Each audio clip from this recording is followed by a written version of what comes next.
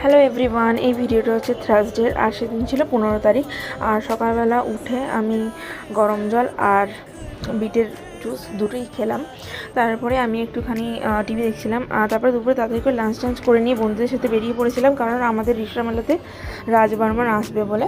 তো রাজ বর্মন আসার আগে আমরা 2 ঘন্টা আগেই পৌঁছে গেছিলাম, আর নিজেদের মতন গান টান করছিলাম আর আড্ডা মারছিলাম। তারপরে ফাইনালি 8:30টার সময় রাজ বর্মন উঠলো স্টেজে, আর ওর গলা ভাই সাহাব দারুণ দারুণ দারুণ।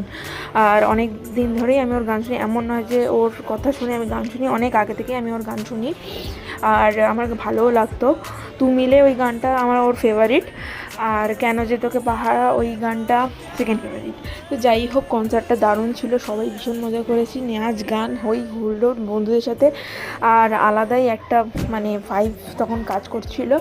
আর যাই হোক, আর রাজবর্মন খুব ভালো একটা ফ্রেন্ডলি মানুষ। তারপরে